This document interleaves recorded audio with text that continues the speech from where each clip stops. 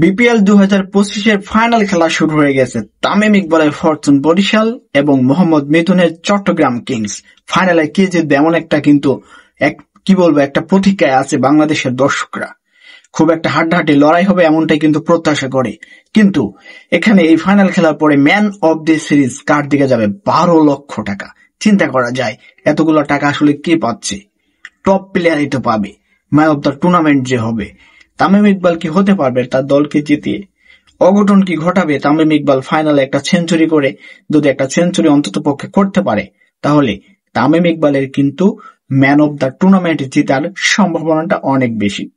খুশদিল শাহ তিনি কিন্তু অনেক এগিয়েছিলেন, তিনি কিন্তু এখন আর নেই।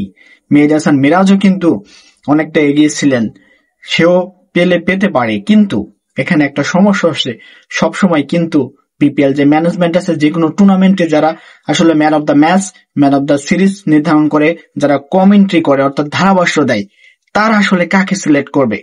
যখন দেখবে যে ফাইনালে খুব কাছাকাছি আছে, সে কোনো ভালো পারফর্ম করেছে, তাহলে কিন্তু তাকেই দেবে। তো এখানে কে পেতে পারে? নাইম শেখ চলে গেছে, মস্ট রান চলে গেছে, তারপরে তানজিদ তামিম চলে গেছে, মেহেদী হাসান মিরাজ চলে গেছে, তারপরে চলে গেছে খুশদিল শাহ চলে গেছে। এখন তো তামিম ইকবাল অনেক পিছিয়ে আছেন, এটা কিন্তু সবাই জানে। কিন্তু একটা সেঞ্চুরি করতে পারলে, সেই অঘটনটা যদি ঘটাতে পারে, তাহলে কিন্তু তামিম ইকবালই ম্যান অব দ্য সিরিজ জিতবে যদি একটা সেঞ্চুরি হাঁকাতে পারে। দর্শক, আপনি কি মনে করেন? ঝটপট কমেন্টে লিখে জানান। তামিম কি পারবে তার দলকে জিতাতে? তামিম কি পারবে সেঞ্চুরি করতে? তামিম কি পারবে ম্যান অব দ্য টুর্নামেন্টের এই পুরস্কারটা নিজের করে নিতে?